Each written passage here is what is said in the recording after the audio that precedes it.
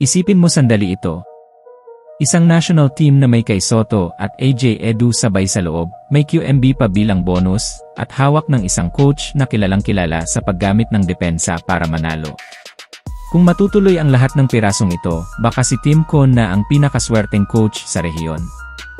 Hindi katakataka kung bakit sa latest interview ni Coach Tim Con ay ramdam ang excitement, kahit pilit niyang pinapakalma ang expectations. Aminado siya, masyado pang maaga para ideklara ang full return ni kay Soto. Nasa proseso pa raw ito ng pagbabalik ng rhythm at tamang kondisyon matapos ang halos isang taon na pahinga. Pero sa kabila ng relax lang na mensahe, may mga senyales na mahirap baliwalain.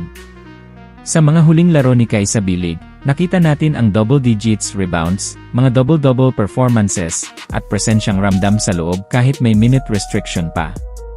Para sa isang big man na galing sa mahabang recovery, malaking indikasyon ito na nasa tamang direksyon ang kanyang pagbabalik. Kung ganito na ang impact niya, kahit hindi pa 100%, ano pa kaya kapag fully conditioned na siya? Dagdag pa rito, may mga ulat na kahit hindi pa updated ang opisyal na website ng liga, nasa taas na agad si Kai sa ilang defensive categories. Isang impressive na development para sa isang player na bumabalik pa lang sa kompetisyon.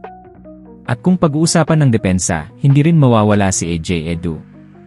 Kilala na siya bilang isa sa pinakamahusay na rim protectors sa Japan B-League, at consistent ang kanyang presence sa listahan ng top shot blockers. Kung pagsasamahin mo si Edu at Kai, dalawang sentrong parehong nasa elite level ng depensa, ibang klaseng problema ito para sa mga kalaban ng Gilas. Kailan ka huling nakakita ng national team na may dalawang legitimate rim protectors na parehong nasa prime trajectory?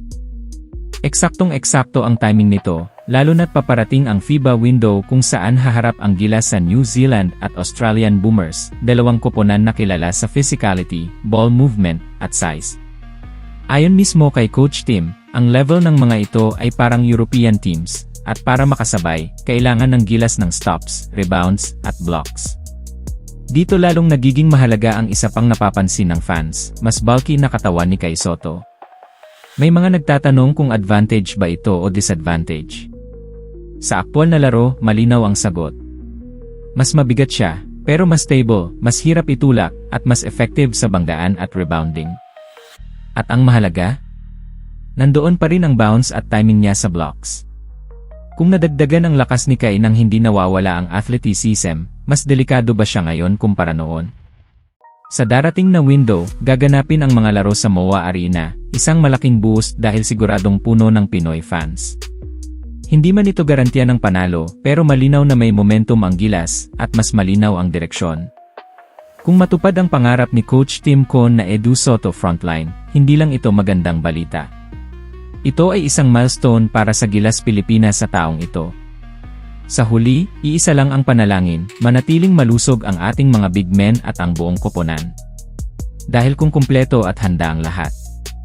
Handa na ba ang Asia sa bersyon ng Gilas na ito?